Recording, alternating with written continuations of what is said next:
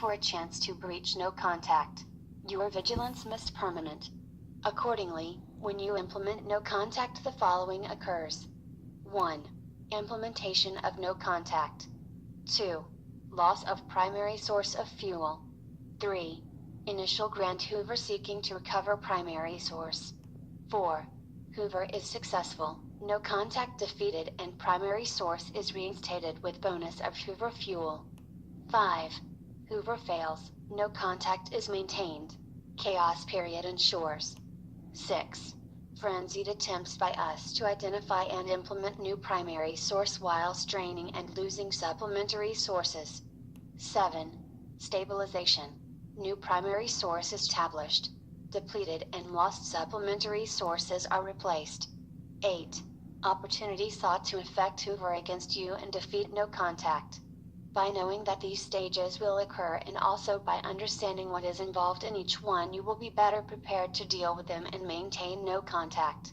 No contact is hugely effective because it threatens our existence, and this in turn will ultimately, should no contact be maintained, cause us to leave you alone and go elsewhere. We will, once stabilized and stronger, be sniffing around to try and breach your no contact, and thus the risk will never truly disappear. But once you have repelled us through the implementation of no contact, your aim is to maintain it so we never creep back in. No contact is the primary weapon you have against us, and for the reasons expounded above, it is the weapon that causes us the greatest damage and fear. 4. Why is it so hard to execute? Your intended escape and journey into no contact is one where you will be lined up against the full forces of evil. Make no mistake that we will pull out all the stops in our attempts to derail your escape and claw you back so you fall under our influence once again. You are locking horns with a determined and resourceful foe. We will marshal all our manipulative wiles, since our resolve to win this war is huge. You will be run down, battered, exhausted, and drained from our incessant abuse. Your coping mechanisms will be lowered, your self-esteem shattered, and your will is about to be severely tested.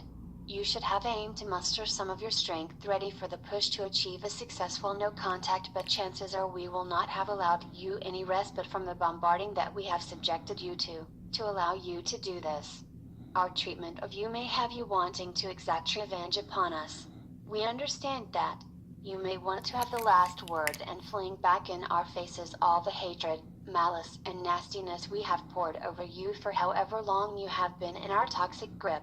The desire to get one over on us by pointing out what you are doing and why will be overwhelming. You will want to get your side of events in first to all and sundry, telling the world why you decided to escape. You will be itching to tell our family and friends about what we have done, and that is why you have decided to depart. This is entirely understandable, and we hope that you will engage in these steps. All of them provide us with fuel because you are providing us with attention and emotional reactions. You are also giving us more evidence to show to others about how we are the real victims in all of this.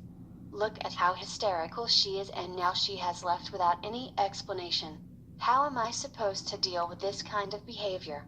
I am seriously concerned about his state of mind.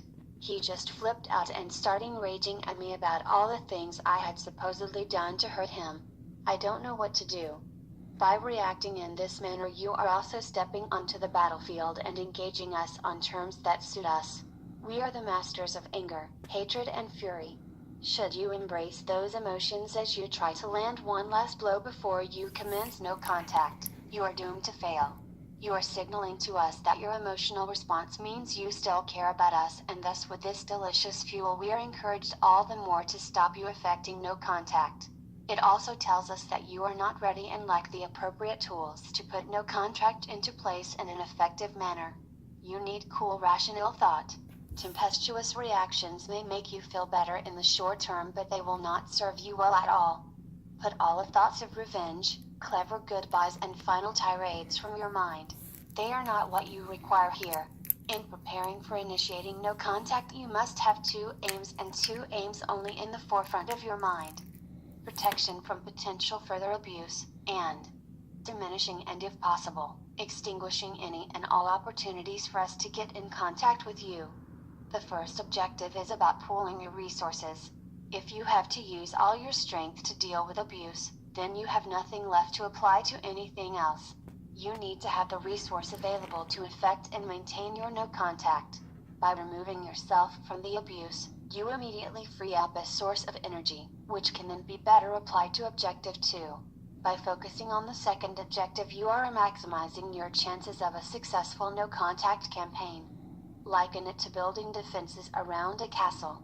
If you are too busy using your resources to fight us on the battlefield, where we are at our most potent and effective, not only will you lose that battle and thus lose further resources, you have little or no resources available to build the much needed defenses around the castle, which will come under attack in due course. Should you switch your resources from the battlefield to the constructing of defenses, you can then ensure that those defenses are not just a rickety wooden palisade and a shallow trench. Instead, you can dig the deep moat and fill it with water, construct high walls, robust towers, and line them with troops to repel the invading forces. You can place anti-siege weapons atop the walls and towers. This means that the enemy has no chance of reaching your castle and disturbing you. You are safely ensconced within, untroubled by the carnage taking place outside the curtain wall. You are rested and able to muster a clear mind to direct the continuing defenses with a focused and able approach. No contact is hard to execute as a consequence of 2 things.